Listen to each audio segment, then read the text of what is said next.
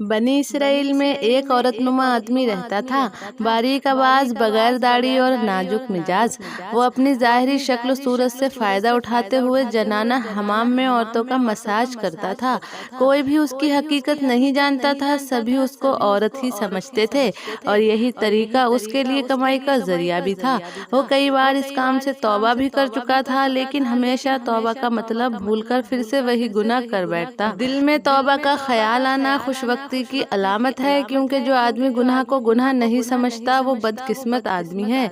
ऐसा ही कुछ उस औरतनुमा आदमी के साथ हुआ। एक रोज का जिक्र है कि बादशाह की बेटी हमाम में आई। हमाम में गुस्ल और मसाज के बाद जब वो वापस जाने लगी तो उसका बेशकीमती मोतियों का हार गुम हो गया और बहुत तलाश करने पर भी वो हार नहीं मिला।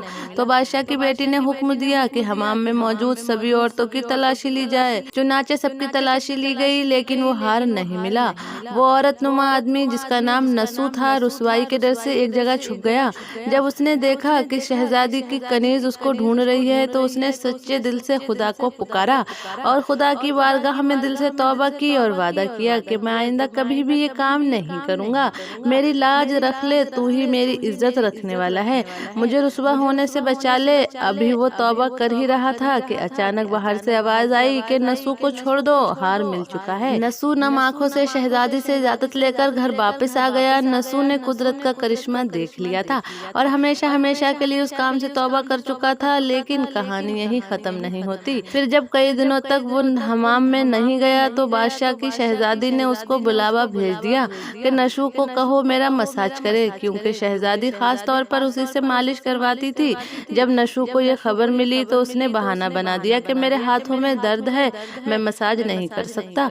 लेकिन सभी औरतें उसी को पसंद करती थीं और उससे मसाज करवाना चाहती थीं। जब नसू ने देखा कि इस शहर में रहना उसके लिए मुनासिब नहीं, तो वो गलत तरीके से कमाया हुआ माल गरीबों में बांटकर शहर से कहीं दूर निकल गया और एक पहाड़ी पर डेरा डाल लिया और इबादत इलाही में मशगूल हो गया।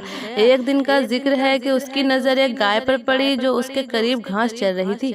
उसने सोचा कि ये किसी चरवाहे से भागकर यहाँ आ गई है, क्यों ना मैं इसकी देखभाल करूं और जब इसका मालिक आएगा तो मैं इसे वापस कर दूंगा। लिहाजा नसू उसकी देखभाल करने लगा। कुछ दिन बाद गाय ने एक बच्चा दिया और नसू ने दूध का इस्तेमाल शुरू कर दिया। कुछ दिनों के बाद तिजारती काफिला रास्ता भूलकर उधर आ गया। काफिले वाले प्यास की शिद्दत से निहाल थे। जब उन्होंने नसू को देखा तो उसने उनसे पानी मांगा। नसू ने पानी के बजाय सबको दूध पिलाकर सैराब कर दिया। काफिले वाले नसू की मेहमान नवाजी से बहुत खुश हुए और नसू से शहर जाने का रास्ता पूछा। नसू ने उन्हें आसान और नजदीक रास्ता बता दिया और ताजिर जाने से पहले नसू को बहुत सारा माल दे गए। नसू ने उन पैसों से वहाँ कुआं खुदवाया। आहिस्ता आहिस्ता वहाँ लोग बसने लगे और मकान भी बनने लगे। वहाँ के लोग नसू को बड़ी इज्जत और एहतराम से देखते थे।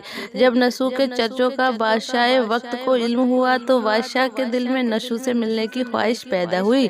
बादशाह उसी शहजादी का बाप था जिसकी नसू मालिश किया करता था।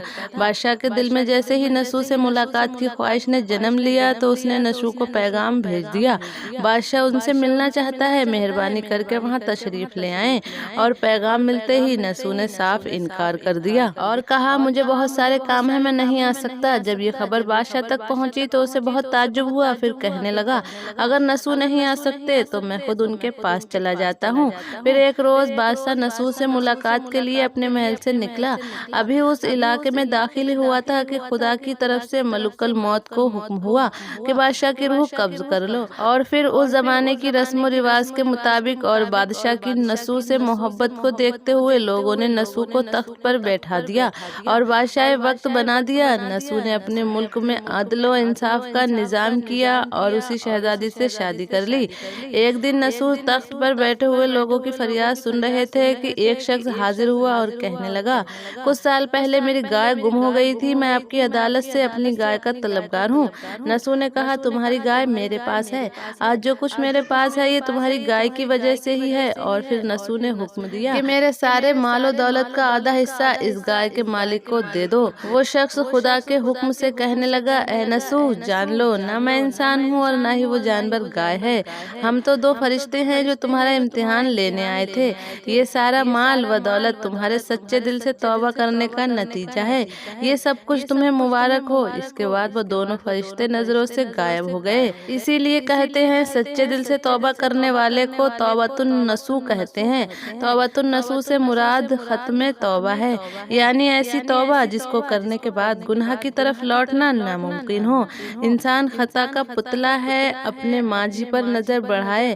ہم کئی گناہ کر کے بھول چکے ہیں، کچھ گناہ ایسے ہیں جو ہمیں یاد ہیں اور کبھی ہم ان گناہوں سے زبانی توبہ کر لیتے ہیں، کچھ ایسے ہیں جو وقت کے ساتھ ساتھ خاک ہو گئے ہیں، جن کے نام نشان بھی مٹ گئے ہیں، لیکن وہ کرامن کاتبین کے پاس لکھے ہوئے ہیں۔ یہ ہمارے ساتھ اعمال کی گٹھری میں بند کر قبر میں ہمارے ساتھ جائیں گے۔ ان گناہوں پر ہم زبانی تو استغفار کر لیتے ہیں، لیکن عملی طور پر ان سے بچنے کی طالب نہیں ہوتے۔ تو آخر میں اللہ پاک سے دعا ہے کہ اللہ پاک ہمیں توبۃ النصوح کی توفیق عطا فرمائے۔ آمین، اللہم آمین۔